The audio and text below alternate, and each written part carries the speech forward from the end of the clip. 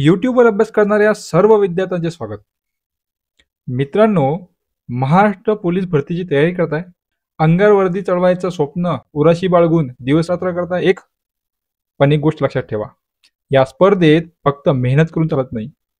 दरवर्षी लाखो तरुण धावतात, अभ्यास करतात, पण यशस्वी फक्त काही हजारच होतात. का?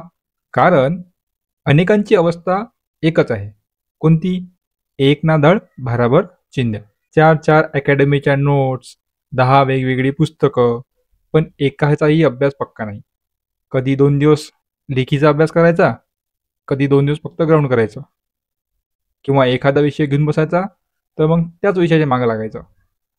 जो सोपा वाटतो तो आधी करायचा, जो कठीण वाटतो मागे राहून जाते. अशाने चालणार नाही.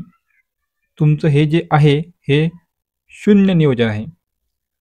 हीच ती चूक आहे जी हजारो प्रामाणिक उमेदवारांना, विद्यार्थ्यांना स्पर्धेतून बाहेर फेकते. तुम्हाला काय करायचं आहे हे सगळेच सांगतील, पण आज आपण पाहणार आहोत की यशस्वी होण्यासाठी काय करू नये. पुढच्या काही मिनिटात आपण त्याच चुका पाहणार आहोत, ज्या टाळल्या तर तुमचं वर्दीचं स्वप्न पूर्ण होऊ शकतं. मला 3 वर्षापेक्षा जास्त विद्यार्थ्यांना शिकवण्याचा अनुभव आहे. मराठी व्याकरण, गणित, सामान्य ज्ञान अशा प्रकारचे सर्व विषय मी विद्यार्थ्यांना शिकवतो. सोबतच आता काही दिवसापासून यूट्यूबवर सुद्धा तुमचा चांगला प्रतिसाद मिळत आहे आणि यावर सुद्धा आपण चांगले व्हिडिओ घेऊन येत आहे. तर विद्यार्थी मित्रांनो, फ्रीचा सल्ला नाही, समाधान मिळेल. पहा, पोलीस भरती स्पेशल काय करू नये. तर सर्वात आधी नियोजनातील तुमची चूक. अभ्यासाचे काही महत्त्वाचे मुद्दे लक्षात ठेवून पहा. विना नियोजन अभ्यास. कोणताही पक्का स्टडी प्लॅन न बनवता अभ्यासाला सुरुवात करणे. सर्वात आधी ही चूक टाळा. कारण की सकाळी तुम्ही उठा, तुम्ही कधी लेट उठत असाल, कोणी लवकर उठत असेल, वेळेचं बंधन कोणालाच नसते. पण वेळ ही तुमच्यानुसार ठरवा. प्रत्येकाचं एक बॉडी लँग्वेज, एक बॉडी मेंटेन, एक मानसिकता वेगळी असते. प्रत्येकाचा अभ्यास करण्याचा वेळ, झोपण्याचा वेळ, आपली शारीरिक क्षमता वेगळी असते. त्यानुसार तुम्ही तुमच्या मानसिकतेला सोबत ठेवून तुमचा टाइम टेबल बनवा. पण त्यामध्ये तुमचा पक्का स्टडी प्लॅन बनवा. हे सर्वात महत्त्वाचे आहे आणि गंभीर चुकांपैकी एक आहे, कारण यामुळे अभ्यासात गोंधळ आणि असमर्थ निर्माण होते. तर सर्वात आधी तुम्हाला बनवावा लागेल तुमचा स्टडी प्लॅन, पण तो तुमच्यानुसार, कोणा सांगितला म्हणून नाही.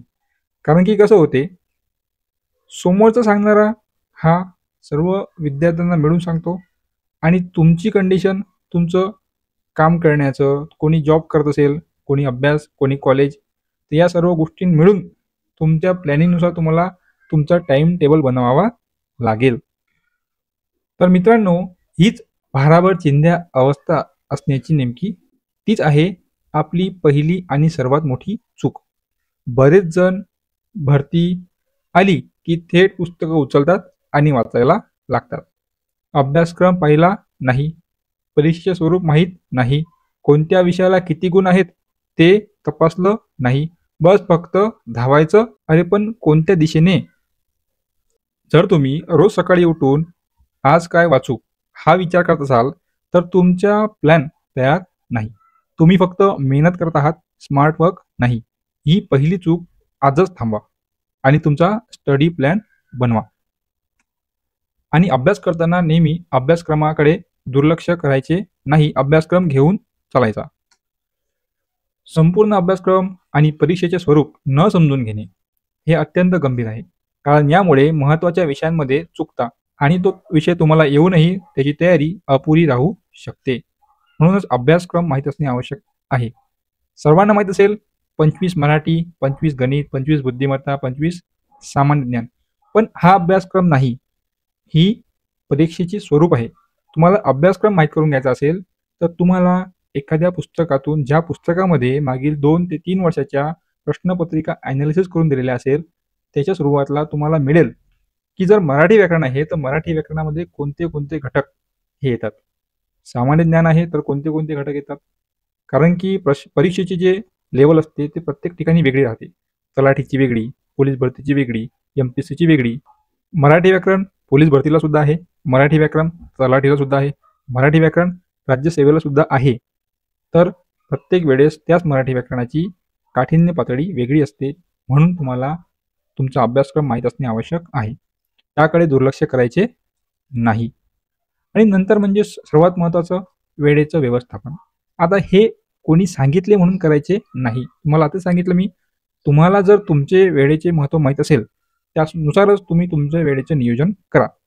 प्रत्येकाचं लाईफ शेड्यूल वेगळं असते, शरीराची जी क्षमता असते ती वेगळी असते, मानसिकता वेगळी असते. या सर्व गोष्टींचा विचार करूनच तुमचं वेळेचं व्यवस्थापन करा. सोबतच कोणत्या विषयाला किती वेळ द्यायचा. कोणाचं मराठी व्याकरण सोपी असते तर कोणाला गणित सोपं वाटते, कोणाला बुद्धिमत्ता सोपी वाटते तर कोणाला सामान्य ज्ञान. तर त्यानुसार तुमच्या विषयाला कोणत्या विषयाला किती वेळ द्यायचा हे तुम्ही ठरवा. आणि जो विषय सोपा वाटतो त्या विषयालाच घेऊन बसू नका, जो कठीण वाटतो त्याला जास्त वेळ द्या. आता लेखी परीक्षेतील आपण चुका पाहताय, तर त्यामध्ये सर्वात महत्त्वाची पहिली चूक आणखी येते, ते म्हणजेच फक्त वाचन करणे. घेतलं पुस्तक, वाचलं पुस्तक, विषय संपला. चालणार का? नाही. वाचन केल्याने ज्ञान मिळवता येतं, पण प्रश्न सोडवायचा सराव न केल्यास आपल्याला किती माहीत आहे याचा अंदाज येत नाही. त्यामुळे सराव खूप महत्त्वाचा आहे. तुम्ही मराठी व्याकरणाचं जर पुस्तक घेतलं आणि ते संपवून टाकलं तुम्ही 8 दिवसात, तर तुम्हाला तुमचं मराठी व्याकरण आलं आणि घेतले तुम्ही 25 पैकी 25 मार्क, असे होणार का? नाही. कधी कधी शब्दयोगी अव्यय सुद्धा आठवत नाही, उभयन्वी अव्ययाचे प्रकार सुद्धा आठवत नाही, अलंकार कोणता आहे हे सुद्धा ओळखता येत नाही. का? कारण की फक्त आपण एकदा वाचून सोडलेला आहे. जर तुम्ही तो प्रश्न सोडवला, तो चुकले, तुमच्या लक्षात राहणार की हाच प्रश्न तो होता जो चुकला. आणि तुम्हाला सांगतो, अलंकाराचे प्रयोगाचे जे प्रश्न असतात ना, ते खूप वेळा रिपीट होतात. आपण जे सिरीज पाहताय PYQ सिरीज, त्यामध्ये तुम्हाला ते प्रश्न सुद्धा येतील. म्हणून सराव करा, पण PYQ मधून करा. ठीक आहे. तर सराव चाचण्या न देणे. तर सराव चाचण्या न देणे म्हणजे थेट परीक्षेसमोर जाणे. यामुळे आत्मविश्वास कमी होतो, वेळेचे व्यवस्थापन चुकते आणि परीक्षेची तयारी अपुरी राहते. आता याचा अर्थ काय होतो पहा. तुम्ही सराव पेपर जर नाही दिला, सराव म्हणजेच काय? हा सराव जो तुमचं फक्त वाचन आहे, हा दोन्ही घटक वेगळे आहेत, लक्षात ठेवा. इथे तुम्हाला जेव्हा म्हटलं मी की इथे प्रश्न सोडवायचे, तर हे तुमचं एखादं चॅप्टर झालेलं आहे, त्यावरचे काही प्रश्न घ्यायचे आणि सोडवायचे, हा भाग वेगळा. आणि सराव करणे हा भाग वेगळा. यामध्ये तुम्हाला काय करावं लागेल? टाईम लावावा लागेल, 90 मिनिटाचा, 100 प्रश्न आणि सर्व मिक्स राहणार. सराव चाचण्या विकत घ्या किंवा तुम्ही तुमच्या मित्राला प्रश्न बनवून द्या, तुमचा मित्र तुम्हाला प्रश्न बनवून देणार. काठिण्य पातळी समजून प्रश्न बनवायचे आणि सोडवायचे. आणि त्या 90 मिनिटामध्ये कोणत्या विषयाला किती वेळ लागतो, कोणत्या विषयामुळे आपण लवकर टाईम कव्हर करतो, कोणता घटक आपल्याला येत नाही, त्यानुसार तुम्ही स्वतःच्या टाईममध्ये बदल करू शकता. आणि या दोन्ही घटकांवर सर्वात महत्त्वाचा घटक आहे तो म्हणजेच मागील प्रश्नपत्रिका. याच्याशिवाय तर तुमचा अभ्यास काहीच कामाचा नाही. तुम्हाला सांगतो, मागील प्रश्नांच्या प्रश्नपत्रिका न पाहिल्यास परीक्षेची काठिण्य पातळी समजून घेता येत नाही. प्रश्नाचा पॅटर्न समजून घेणे आवश्यक आहे, जे तयारीसाठी उपयुक्त ठरते. तुम्ही जर प्रयोग वाचले, प्रयोग हा घटक वाचला आणि या प्रयोगावर नेमके प्रश्न कसे येतात पोलीस भरतीमध्ये हेच तुम्हाला माहित नाही, तर मग तुम्ही त्या प्रयोगातील कोणत्या घटकावर फोकस करून अभ्यास कराल? आधी स्पर्धा परीक्षेमध्ये येत होते प्रयोग म्हणजे काय, किंवा व्याख्या येत होती आणि रिकामी जागा याला म्हणतात, ऑप्शनमध्ये प्रयोग येत जाय, हे आधी होत होते, आता नाही. म्हणून PYQ प्रिव्हियस इयर क्वेश्चन्स वाचणे खूप महत्त्वाचे आहे. तुम्हाला खूप सारे पुस्तकं मार्केटमध्ये अवेलेबल आहे, जे तुम्हाला topic wise PYQ, paper wise PYQ किंवा सोबत काही सराव करण्यासाठी PYQs किंवा त्यांनी बनवलेले प्रश्न सुद्धा तुम्हाला त्या पुस्तकामध्ये मिळते. 2 ते 3 प्रकारचे तुम्ही पुस्तक घेतले तर सफिशियंट आहे. तुम्ही त्याच्यातूनच अभ्यास करून तुमचे टॉपिक क्लिअर करू शकता.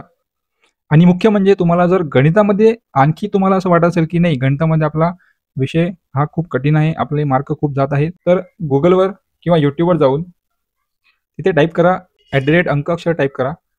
तुम्हाला तिथे दिसेल की गणिताचा अभ्यास करताना तुम्ही नेमका कसा अभ्यास करायला हवा. त्यामध्ये मिस्टेक डायरी सोबत ठेवायला लागते, फॉर्म्युला डायरी सोबत ठेवावी लागते. त्यानुसार तुमचा स्टेप बाय स्टेप एक एक पॉईंट हा होत जातो.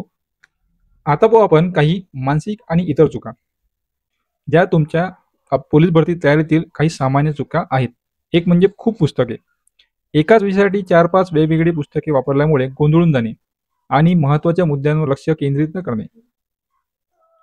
पहिले म्हणजे खूप पुस्तके घेणे. एकाच विषयासाठी 4 ते 5 वेगवेगळी पुस्तके वापरल्यामुळे गोंधळून जाणे आणि महत्त्वाच्या मुद्द्यावर लक्ष केंद्रित न करणे हे टाळणे. 1 किंवा 2 चांगली पुस्तके हे निवडले तर तुमच्यासाठी सफिशियंट आहे. पुस्तकातून मित्रांनो तुमचा कन्सेप्ट क्लिअर होतो. ज्या कन्सेप्टमधून तुम्ही तुम्हाला येणारे प्रश्न सोडवू शकता. दुसरी आणि सर्वात महत्त्वाची गोष्ट ती म्हणजे सोशल मीडिया. आणि ही गोष्ट तुम्हाला जास्तीत जास्त कामी येणार आहे. कारण की अभ्यासाच्या नावाखाली YouTube, Telegramवर खूप वेळ वाया घालवणे आत्मविश्वास कमी करतो. कसा?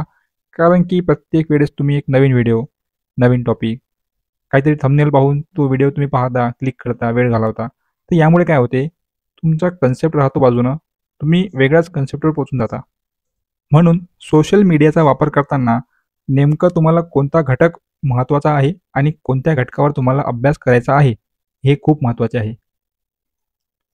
आणि मी पाहतो तुम्हाला सुद्धा माहीत आहे, YouTubeवर जसे की असतात प्रश्न, 500 प्रश्न, 1000 प्रश्न, पण कोणतेच प्रश्न तुम्हाला टॉपिक वाईज किंवा घटकानुसार दिलेले मिळणार नाही. म्हणजे कसे, एखाद्या ठिकाणी मिक्स, तर एखाद्या ठिकाणी एखाद्याच विषयावर प्रश्न असतात. पण तो विषय पूर्णपणे कव्हर व्हायला हवा. तुमच्या रिव्हिजनासाठी YouTube एकदम बेस्ट आहे. पण तुमच्या अभ्यासासाठी तुम्हाला तुमचे पुस्तक, तुमचे PYQ आणि तुमचा सराव खूप महत्त्वाचा ठरणार आहे. आणि टेलिग्रामवर तुम्हाला झालेले प्रश्नपत्रिका मिळून जातील. PDF स्वरूपात खूप ठिकाणी मिळून जातील. पण ते PDF सॉफ्ट कॉपीमध्ये घेऊन प्रिंट काढल्यापेक्षा तुम्ही त्यासाठी कोणतेही 1 ते 2 चांगले पुस्तक रेफर करू शकता. जेणेकरून त्या पुस्तकामधून समजा 2 तुम्ही पुस्तक घेतले. एक पुस्तक घेतलं तुम्ही फक्त PYQs जिल्ह्यानुसार 2018 ते 2024 पर्यंतचे सर्व प्रश्नपत्रिका. दुसरे पुस्तक घेतले तुम्ही टॉपिक वाईज, ज्यामध्ये सेम प्रश्नपत्रिका राहतात, पण टॉपिक वाईज त्याचे प्रश्न राहतात. तर हे 2 पुस्तक तुम्ही जर घेतले, तुमचा जास्तीत जास्त अभ्यास आणि जास्तीत जास्त तुमचा जो आत्मविश्वास आहे, तो याच प्रश्नपत्रिकांमधून वाढणार आहे. तुमचे पुस्तकं लिमिटेड करा, तुमचा सोशल मीडियाचा वापर लिमिटेड करा आणि अभ्यास एक्सप्लोर करा, एक्सपांड करा. ठीक आहे? आणि तिसरी महत्त्वाची गोष्ट ती म्हणजे नकारात्मक विचार. माझं कसं होणार? खूप स्पर्धा आहे. अशा विचारांमुळे आत्मविश्वास गमावला जातो. सकारात्मक विचारांनी स्वतःवर विश्वास ठेवा. त्यामुळे मानसिक दृष्टिकोन सुधारतो. तुम्हाला एक स्पष्ट गोष्ट सांगतो मित्रांनो, तुमच्या हातात फक्त प्रयत्न करणं आहे. होणे न होणे हे भविष्य तुमच्या हातात नाही. तुम्हाला तुमचा विश्वास हा एकदम स्ट्रॉंग ठेवायचा आहे. मन लावून तुम्ही 100% तुम्हाला देऊन त्यावर काम करायचं आहे. कारण की तुमच्या हातात प्रयत्न आणि ते पण 100% देणे हे फक्त तुमच्या हातात आहे. तर आजच्या आपल्या या व्हिडिओचा सारांश आपण करून घेऊया. यशस्वी होण्यासाठी तुम्हाला काय टाळायला लागेल, तर एक म्हणजेच नियोजनाचा अभाव. बिना प्लॅन अभ्यास करणे अत्यंत धोकादायक आहे. कारण त्यामुळे आपले यश, आपले लक्ष्य स्पष्ट होत नाही आणि आपली ऊर्जा इतर महत्त्वाच्या गोष्टींवर वाया जाते. दुसरी गोष्ट म्हणजे सरावातील कमतरता. मॉक टेस्ट, मैदानी सराव टाळल्यामुळे आपला आत्मविश्वास कमी होतो. सरावामुळे आपल्याला परीक्षांची वास्तविक परिस्थिती समजत नाही आणि ती समजून घेण्यासाठी तुम्हाला सराव करावा लागेल. आणि असंतुलित अभ्यास, लेखी आणि मैदानी चाचणीच्या दोन्हीला योग्य वेळ न दिल्यास आपली तयारी असंतुलित होते. त्यामुळे यश मिळवण्याचा अडचण येऊ शकते. तर विद्यार्थी मित्रांनो, स्पष्ट शब्दात तुम्हाला खूप छोट्या कमी वेळेत तुम्हाला सांगितलेले आहे मी की नेमकं काय करावे किंवा काय करू नये, जेणेकरून तुमच्या अभ्यासात जास्त भर पडेल. कट ऑफ तुम्हाला माहीत आहे, अभ्यास तुम्हाला माहीत आहे. फक्त तुम्हाला त्याला वेगळ्या मार्गावर न जाऊ देता एका मार्गावर आणून त्या मार्गावर तुमची गाडी धावायची आहे. तुमची गाडी नक्कीच तुमच्या ध्येयावर पोहोचेल, ही माझी गॅरंटी आहे. हा माझा आत्मविश्वास आहे. फक्त तुम्ही तुमचा अभ्यास आणि तुमची मेहनत तुमच्यासाठीच फक्त प्रामाणिक ठेवा.